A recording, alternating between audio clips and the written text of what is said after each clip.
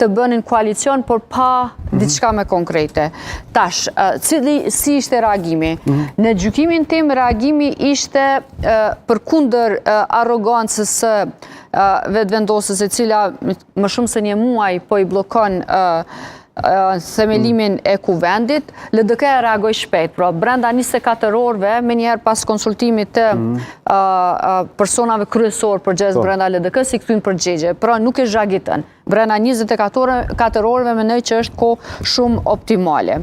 E dyta, LDK-ja nuk tregoj egoizëm dhe as Abdi Xhiku vet, duke kërkuar ta zëm pozitën e kryeministrit, siç edhe është pritur, madje është komentuar, edhe unë vet kam pritur se ndoshta LDK-ja do të pranoj me kusht që ta ketë kryeministrin, sepse këtë kishte thënë edhe para zgjedhjeve se ne bëhemi pjesë e një qeverie vetëm nëse e drejtojmë atë. Pra nuk e treguan atë, nuk treguan egoizëm, por as pa përgjegjësi.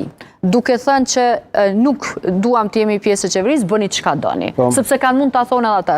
Ju kemi treguar edhe më herët, nuk jemi pjesë e qeverisë, ju mund të bëni çka doni. Përkundrazi, LDK-ja dhe Abdi Xhiku. Qeveria tranzitore si ide, a është diçka që mund të funksionojë apo është vetëm të ketë një lloj përgjigje nga LDK-ja? Në rrethonat aktuale unë mendoj, madje unë kam thënë edhe vetë më herët, se një qeveri qoftë teknike, e teknike në kupton që mos t'jenë drejtuesit e dikastereve, ministrat, mos jenë domosdoshmërisht politik, por të jenë njerëz profesionit, do t'ishte dalja nga kriza. Teknik ose ekspert. Teknike është duke thënë.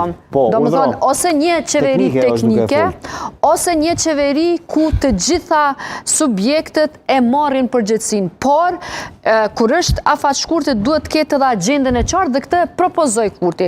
Pra, nëse është qeveri politike për gjithë përfshirëse, ajo duhet të ketë një synim ose një agjendë shumë madje të kufizuar, të limituar, dhe unë mendoj se çështja më kryesore, çështja më emergjente për cilën do duhej të bëhej një qeveri nëse mund ta quajmë qeveri e unitetit, është për ta përmbyllur dialogun me Serbinë, gjithsesi për ta themeluar asociacionin. A mendoni që do pranohet nga të tjerët? Nuk e di, do të presim reagimit, por nga përvoja e deri tashme politike mund të ketë përveç zotrit Haradina, i cili tashme ka dhënë sinjale pozitive, unë pres që edhe PDK-ja me reagu pozitivisht, jam shumë skeptike për vetëvendosjen. Po, skeptike për vetëvendosjen. Ja, vetëvendosja çfarë ka deklaruar nëpërmjet disa eksponente, po ka qenë edhe Donika Gërvalla nga Guxo që ka reaguar. Dibal Basha thotë ne ofrojmë, hajde vazhdojmë bashkë me një qeveri stabile me 76 deputet. Ky thotë ja s'mundem pa PDK-n e AK-n. Kryeministri e zgjati dorën e bashkëpunimit dhe Lumiri zgjeti me refuzu. Ai po propozon të vjetër me mbajtjen e gjallë. Ajo është e pamundur, por edhe e papranueshme. Me ti vazhdo me ta, ne jo. Thotë vazhdojmë.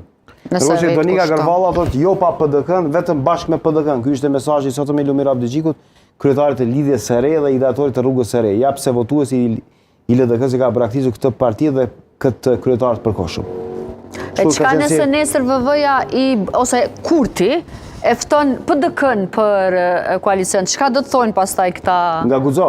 Nga Guxo, nga Se mendon që do dalin nga partia apo çfarë? Po jo, mëre, po... Nga koalicioni?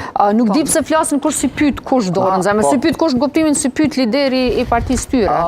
Fatime, si tu duk përgjigja Abdi Xhikut, qeveri nacionale tranzicionit, opsioni mundshëm apo kundër përgjigje që e zgjat sagën edhe problemin politik? Realisht e kam parë tokoklavitur të paqartë dhe kontradiktor në secilën pikë të saj.